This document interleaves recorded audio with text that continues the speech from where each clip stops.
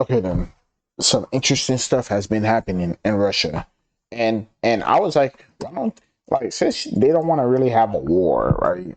Why not just like revolt, like say no, and then go against bro who's trying to start a war, and that's what they did. This is Russia, the biggest country in the world by landmass. But Russia's economy isn't as distributed as its surface area. The majority of its GDP is concentrated within this circle in its western region. This has always been a big issue for every Russian leader, and now it's a big headache for Putin, as his invasion of Ukraine has accelerated what some predict to be another disintegration of the Russian state. In fact, just last month, there was news of Russian separatists rising and taking over the town of Belgorod at the Russian-Ukrainian border. Does this signal the beginning of the end? Things may seem stable now in Russia, but remember, things were stable in the 1980s before the Soviet Union collapsed. Things were stable in the 1910s before the Russian empires collapsed then.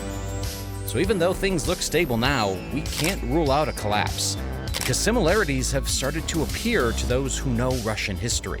Really? So, what would a Russian collapse in the 21st century look like? How would global and regional powers like the US and China take advantage of the situation to further cement their place? Let's get into all that in this video. And be sure to hit the like button. Support on recent videos have... Hold on,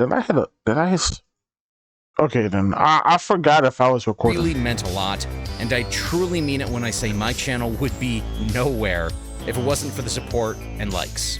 So thank you so much, guys.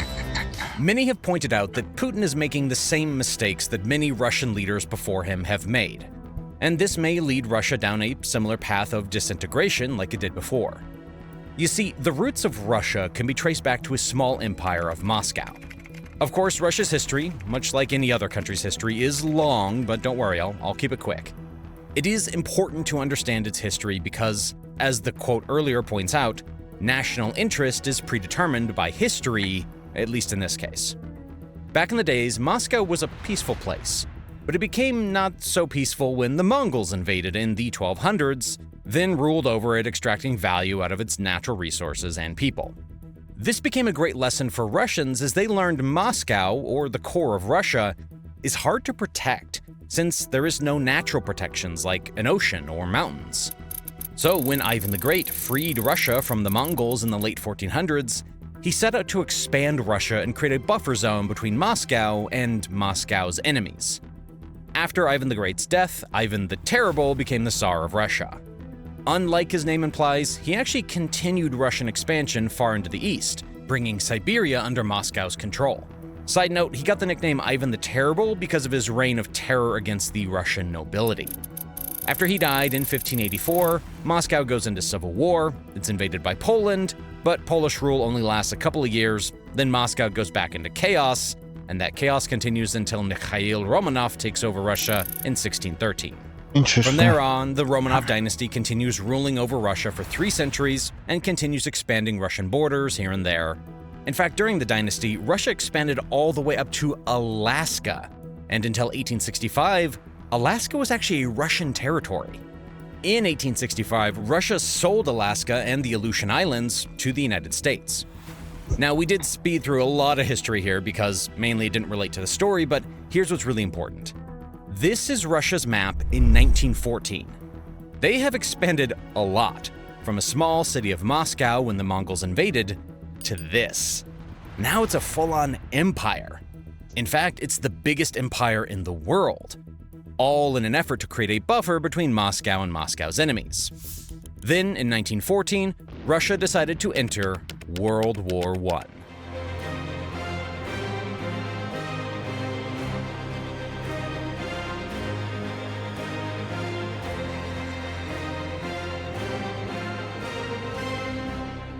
This would be the last war Russia would fight under the Tsar. You see, before this, Russia had fought multiple wars and lost multiple wars, like the Crimean War and the Russo-Japanese War. Each loss came at a hefty cost. Wartime created frequent food shortages across the Russian Empire, and the country suffered heavy losses of soldiers, ships, money, and international prestige. So, as you can tell, even before entering World War I, Russia was at a delicate stage. In fact, in 1905, there were large protests by Russian workers against the monarchy, where hundreds of unarmed protesters were killed by Tsar troops. This massacre sparked the Russian Revolution in 1905, during which angry workers responded with a series of crippling strikes throughout the country. To calm all this down, Nicholas II promised greater freedom of speech and the formation of a representative assembly, or Duma, to work towards a reform. He also promised that he would give out a special thank you note to everyone who subscribes to Business Basics, so be sure to hit that sub button below. Okay, actually, I'm the one promising that. All right, jokes aside. Clearly, Russia wasn't in a position to fight a war, economically or militarily. Entering World War I only made things worse for Russians at home. Russian casualties were greater than those sustained by any other nation in any previous war. Food and fuel shortages plagued Russia as inflation mounted. The already weak economy was hopelessly disrupted by the costly war effort. Government corruption was rampant. The Russian economy remained backwards, and Nicholas repeatedly dissolved the Duma when it opposed his will. In 1917, revolution broke out in Petrograd, today St. Petersburg, where protesters clashed with police and refused to give up. Protests got so big that it gave the Duma the opportunity to form a provisional government and remove the Tsar from the throne. The new government continued the Russian war efforts in World War I, even though Russia's food supply problems continued to persist. This exacerbated the unrest in the country. Then, later that year, another party called the Bolshevik Party, led by a guy named Vladimir Lenin, maybe you've heard of him, saw the opportunity and overthrew the Duma's provisional government. This was the official rise of the Russian Bro, I don't even know what to Communist say Party, right now. I'm just which was listening. born after the first fall of the Russian Empire. After centuries of expansion, Russia got too big for a central leader to control. But Russian thirst for expansion didn't stop, and that's what led to this eventual downfall. Remember this, as this will be a common theme in modern Russian history, and quite likely to be the theme of current Russia. Wanting too During much all of when you this can't even havoc, control what Russia you lost a got. considerable amount of territory.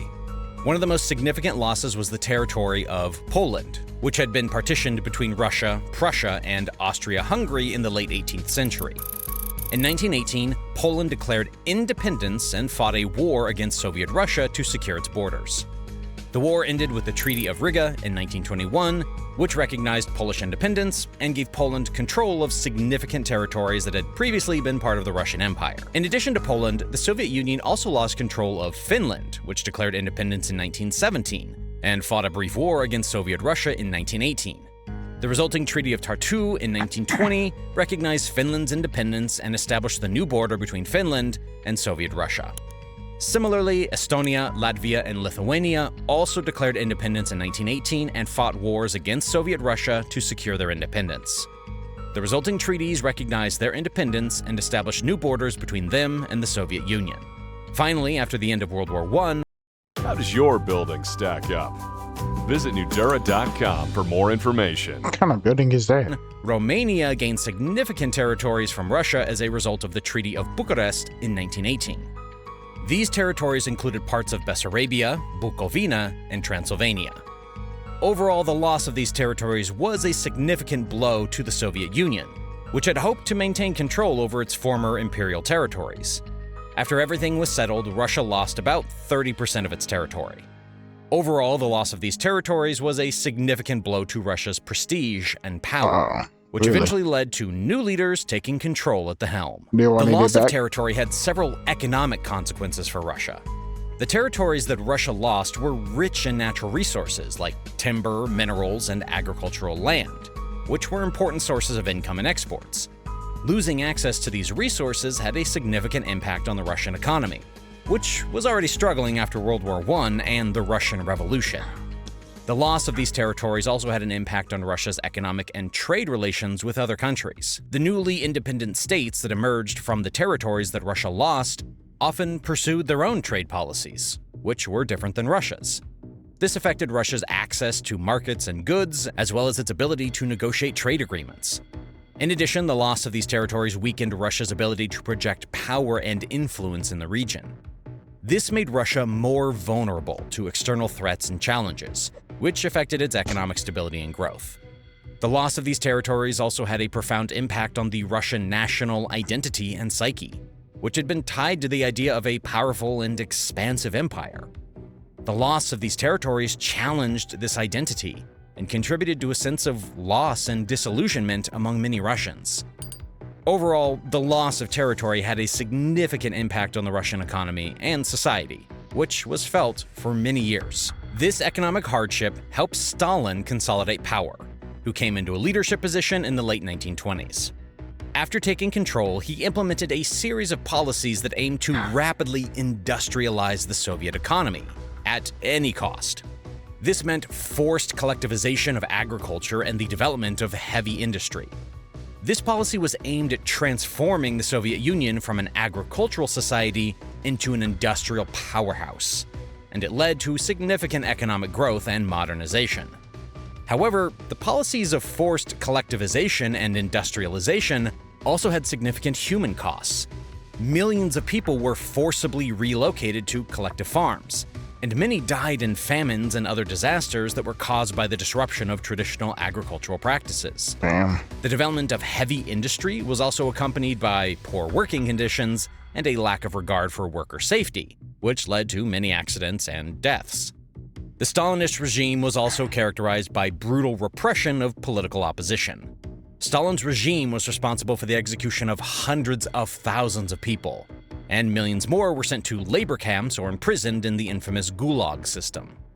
The Soviet secret police, also known as the NKVD, carried out mass purges of political opponents, intellectuals, and other perceived enemies of the state.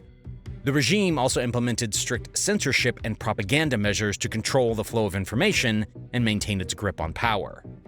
Once the economy was growing and dissent at home was under control, Stalin focused on expanding the Soviet Empire once again.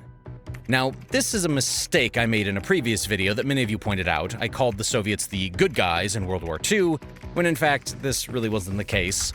Soviets were in fact the aggressors in World War II, just like the Germans. In 1939, Soviets signed a secret pact with Germans, agreeing to not go against the Nazis when they invaded Poland. The agreement also included a protocol dividing Eastern Europe into spheres of influence. Stalin used this pact as an opportunity to go on a conquest of his own. Soon after signing the agreement, the Soviet Union annexed the eastern part of Poland in September of 1939, shortly after Nazi Germany invaded from the west. The Soviet Union also annexed parts of Romania in 1940, following a Soviet ultimatum to the Romanian government. During the Winter War in Finland in 1939 and 1940, the Soviet Union annexed parts of Finnish territory, including the Karelian Isthmus. However, the Soviet Union was unable to achieve its objective of conquering Finland, and the annexation of Finnish territory was widely condemned by the international community. While all of this was happening, Hitler had taken over a big part of Western Europe, and as the war was progressing, he started to see the Soviet Union as a potential target for expansion. So, on June 22, 1941, Germany launched a surprise attack known as Operation Barbarossa against Soviets, which forced Stalin to join the Allies and fight against Germany. After this, the Soviet Union played a key role in defeating Nazi Germany and their allies, and its military forces occupied large portions of Eastern Europe. The Soviet Union established communist governments in many of these occupied countries, which were seen as satellite states of the Soviet Union. These governments were often installed through rigged elections or through the use of force, and they were characterized by political repression, censorship, and the suppression of dissent. The Soviet Union annexed several territories that had been part of Nazi Germany or its allies, including parts of Poland, Czechoslovakia, and East Prussia. The annexation of these territories contributed to the division of Europe into two opposing blocs, the Western democracies and the Soviet-led Warsaw Pact. Now, this new Soviet Union was no different than the history of Russia. If you remember the start of our story, Moscow started as a city and expanded into a union of many, many different states and regions. Much like the Soviet Union, Russia has always been a union of regions and people that come from different cultures, speak different languages, and share unique beliefs. Now, this makes Russian culture very diverse, but it also makes it very susceptible to a breakaway state when things are not going well. We'll get back to this in just a minute. After World War II, the world went into the Cold War. In a speech, Winston Churchill declared an iron curtain has descended across the continent, and the Cold War grows as the Soviets promote revolution in China, Asia, and Middle East. In 1949, the Soviets exploded a nuclear bomb, hastening the nuclear arms race. During the Cold War, the Soviet Union pursued a socialist economic system that emphasized state ownership of the means of production and central planning.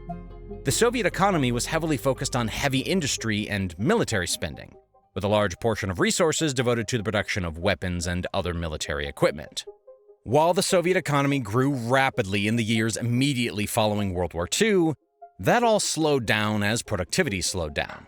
This was due in part to a lack of investment in new technology and equipment, and the central planning system, which made it difficult to innovate and improve production methods.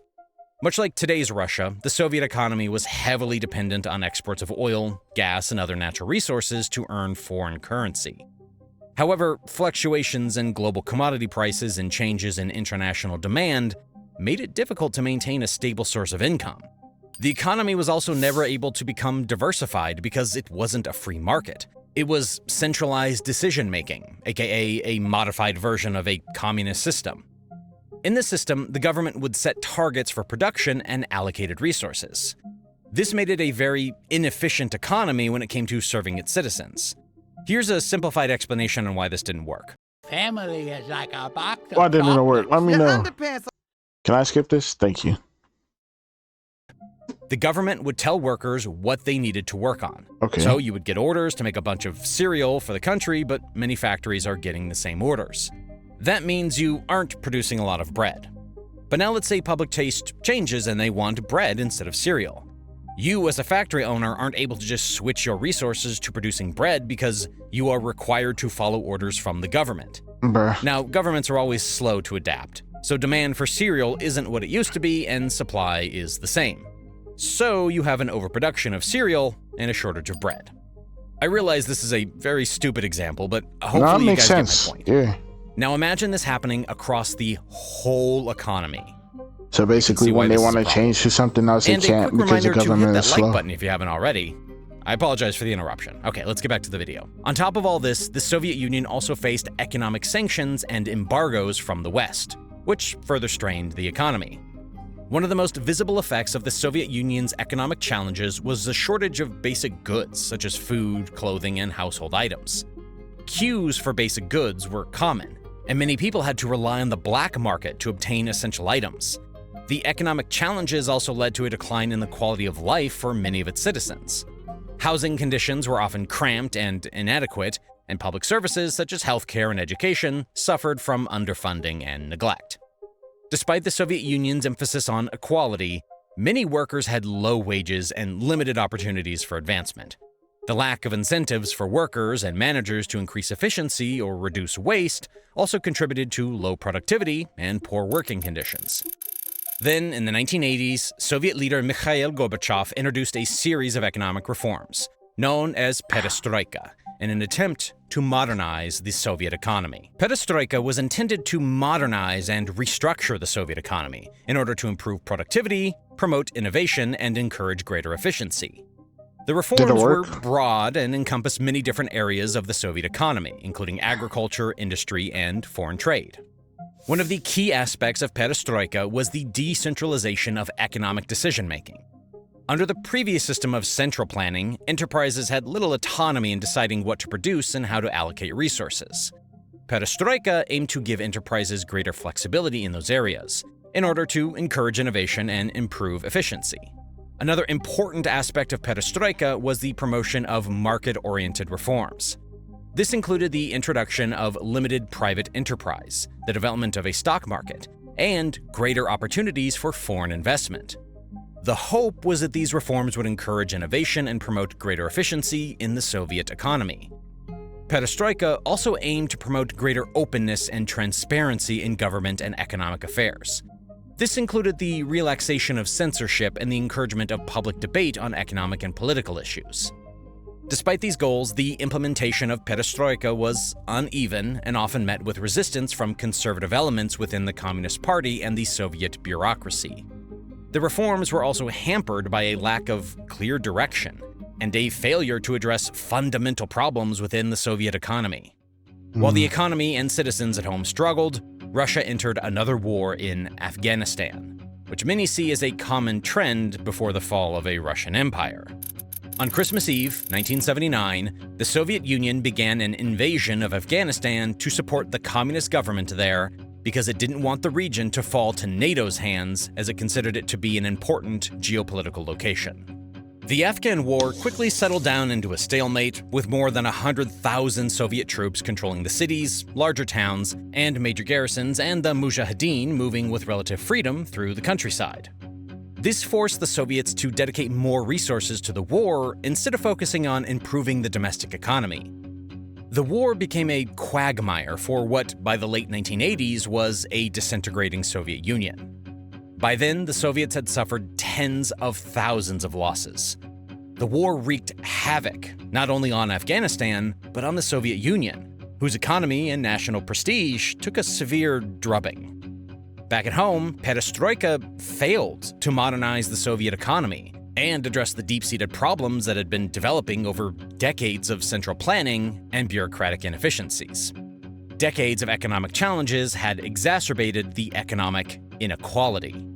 Many workers had low wages and limited opportunities for advancement, while officials and party members often enjoyed special privileges and access to scarce goods. Of course. The Soviet Union's economic challenges contributed to widespread skepticism of the government's ability to manage the economy and provide for its citizens. This, in turn, contributed to a broader sense of disillusionment with the Soviet system and the government's ability to deliver on its promise.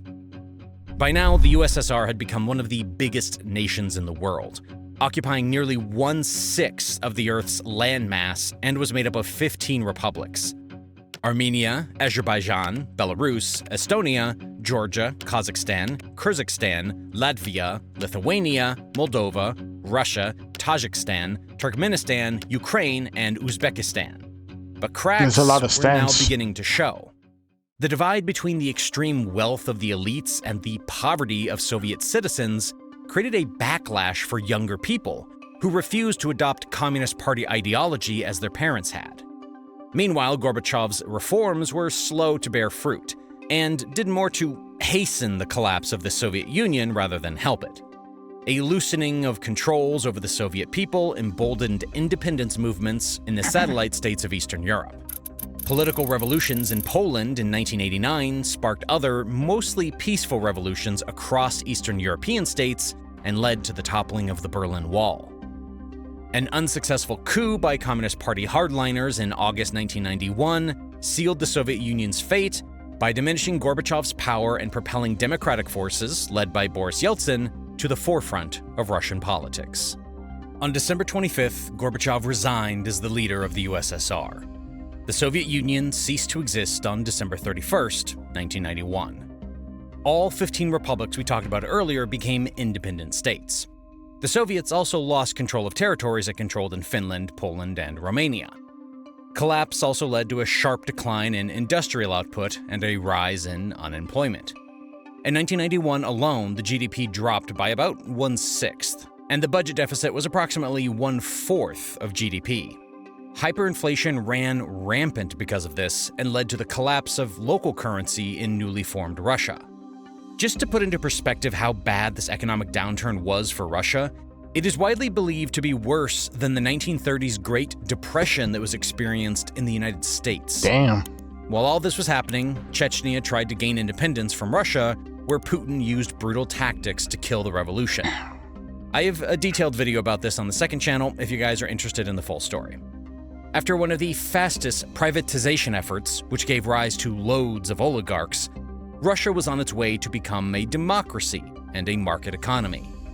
Then, Putin came into power in the late 1990s as prime minister. Later, he won his bid to the presidency in the early 2000s, and everything changed. Just to get an idea of what Putin's goal is, here's a little sneak peek into his mind. Putin described the collapse.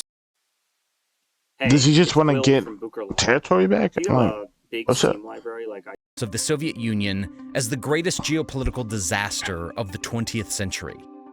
Based on his actions since he came into power, we can see that Putin is on a mission to reassemble the Soviet Union. He has consolidated power in the Russian parliament, used a puppet as a president to keep control while he was away from office, and since then has abolished any term limits for Russian presidents, aka himself. Political dissent is punished by poison and being thrown in jail, as we saw with Navalny. Putin has also used military forces to directly aid regions from past Soviet states to fight against their military. Like in 2008, when Russian forces entered Georgian territory to gain control of the separatist Georgian regions of South Ossetia and Abkhazia. Russia has since maintained its military presence in both regions. Then again in 2014, when Putin famously annexed Crimea from Ukraine. Putin tried building on this move by launching a full-scale invasion in 2022. But it seems like this may be the last straw that breaks Russia's union. Much like the Soviet Union, Russia today is a federal state, with 83 republics and regions that are colonized by the Kremlin.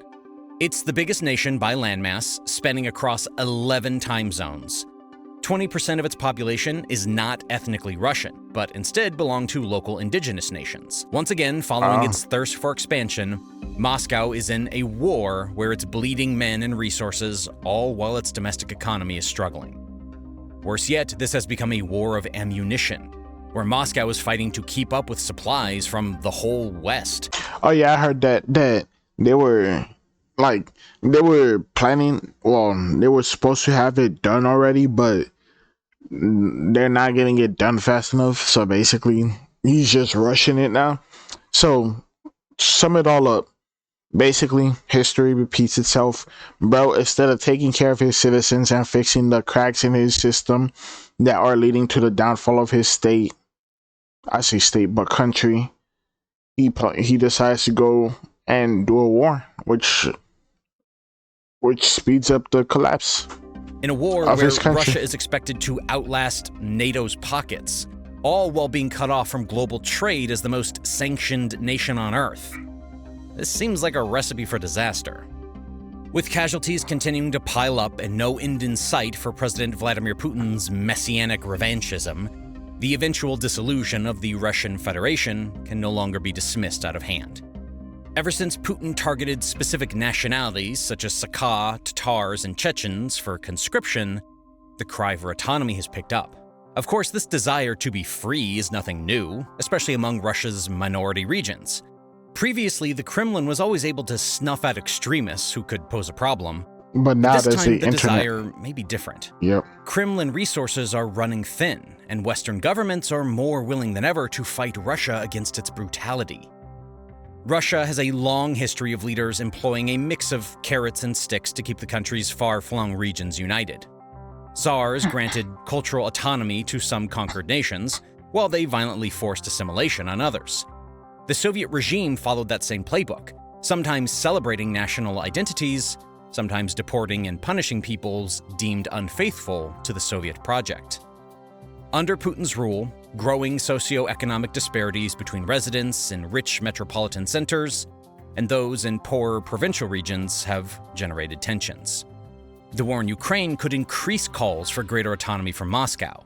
The military mobilization in September has generated a backlash in areas with large populations of ethnic minorities, whose conscriptions have already suffered high casualty rates. Even though few may want Russia's dissolution today, it's not difficult to imagine a scenario where growing political, economic, and social instability will, at some point, compel Russia's constituent units to seek safety and independence. If Russia somehow withdraws from a war in a manner that hurts its prestige, it could set off a chain reaction much like it did in 1989 when it withdrew from Afghanistan. This will evoke opposition to Putin's policies and propel a revolution to replace him. That's why the Kremlin is fearful of even the slightest public unrest. Public protests can quickly spiral into a major event, especially during an economic downturn caused by Putin's war. If protests become too big, local politicians will quickly realize that supporting Putin may not be in their best interest. This will present a big problem for Putin, as in... I'm curious, if they overthrow him, right, would they, because of course the people are going to vote, would they, vote for terms to be reinstated so then they don't gotta keep going through the cycle, or are they just gonna ignore the terms and stuff? Remote regions, local leaders have much more favorable public support than Putin does. If a situation like this happens, the Kremlin may try to steer the population towards ethnic scapegoating by depicting a potential separatist republic as an existential threat to Russia, similar to what it did in Chechnya in the 1990s. Even with all these possibilities, Putin's biggest threat lies right now next to him in Moscow. Russia's political stability revolves around the elites supporting Putin. During times of uncertainty, power struggles could erupt between rival elites and oligarchs. These conflicts can burst into the open, adding fuel to the unrest around the country. As of the writing of the script, the Wagner Group leader, Yevgeny Prigozhin, posted a poll in his Telegram channel asking his supporters if they would vote for him as president against Putin. As this shows, elitist loyalty towards Putin is not based on ideology, but on economic and political benefits. If elites feel that Putin can't deliver that anymore, they will be quick to turn on him. The failed war with Ukraine, which has revealed the weakness of Putin and his state, could very well be the spark that ignites the frayed timbers of Russian institutions. Of course, sparks are unpredictable, and Russia could weather the current crisis and survive in its present form, whether under Putin or a successor. But even if it does, it will be severely weakened as a state, and all the structural tensions will remain. Putin may even suspect this. In his 2023 New Year's address, he invoked the war's potential threat to Russian independence. When you know, you know. Get tested for HIV today. When you know, you know. Something he has not said before. If Russia were to collapse, the biggest issue to arise would be how its nuclear arsenal is handled. This will be a huge point for all countries, including those in the EU, the USA, and China, because no one wants Russia's nuclear weapons to fall into dangerous hands. That's true. Considering this point, it's fair to say that no country really wants Russia to collapse. But it's easy to forget that the USA and the West had very little to do with the USSR's collapse. Bigger structural forces were the reason behind the USSR's collapse, and they could be the reason behind Russia's future collapse. No one knows what will happen to the nuclear arsenal, but everyone will try to make sure it doesn't lead to a world-ending event. But there are definitely other points where superpowers will disagree.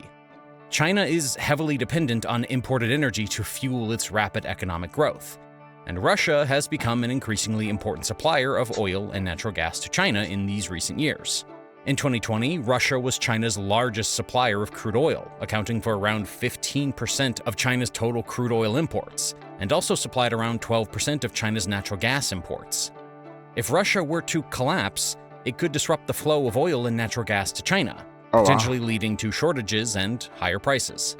This could have significant economic implications for China, as well as for global energy markets. Of course. China would seek to increase its influence in the region and fill the power vacuum left by Russia's collapse. China has been expanding its economic and political influence in Central Asia and other neighboring regions, and a collapse of Russia could create opportunities for China to bolster its position in the region. China may also be concerned about the potential for instability and conflict in the region following the collapse of Russia. China is already facing challenges in its western Xinjiang region, where there have been separatist movements and ethnic tensions, and a collapse of Russia could exacerbate these issues. Additionally, China may be concerned about the potential for a flood of refugees or an increase in transnational crime and terrorism in the region. China would also be very wary of the USA's actions in the region following a collapse, and would probably look to counter them. The United States would likely react to a collapse of Russia in a number of different ways, depending on the specific circumstances surrounding such an event. One possible scenario is that the United States would seek to increase its influence in the region and fill the power vacuum left by Russia's collapse. The United States has long been interested in promoting democracy and human rights in Russia, and a collapse of the Russian government. Bro, you mean the obvious thing that everybody should probably have? I mean, I guess, whatever. Could provide an opportunity for the United States to push for greater political and economic reforms in the country. On the other hand, the United States may also be concerned about the potential for instability and conflict in the region following a collapse of Russia. A power vacuum in Russia could lead to increased competition among other countries, such as China and European powers, for influence in the region. This could potentially lead to increased tensions and conflict, which could threaten the US interests in the region. European countries have significant economic ties with Russia, particularly in the areas of energy and trade. A collapse of Russia could disrupt the economic ties and potentially lead to economic losses for European countries. Additionally, European countries may be concerned about the potential for instability and conflict in the region, particularly if there were a breakdown in law and order or a mass exodus of refugees. I'm sure every country is following the war closely, and if 1989 was any lesson, many superpowers are preparing their response to all possible scenarios. This took an insane amount of effort, so please be sure to hit the like button. It helps me out a lot. Thank you. If you're someone who's So a bunch of superpowers do not want Russia to collapse, but if it does, they got something ready for it. But also, I don't know what the also was for, but yeah, that's crazy. I meant the also would be for they want the war to stop, so then it could be better. I mean, I think concerned even more for Russian people, military corps. Ops, I don't know how to say that. Usually end in military dictatorship. That's true. I never would have thought something like this would happen. It's honestly scary. Yeah. Gotta feel bad. Crazy how the creator of this video really started a coup in Russian to boost his videos engagement. Wild stuff. That is crazy, huh? Like, subscribe. See you guys later. Hope you have a good day or night, and bye.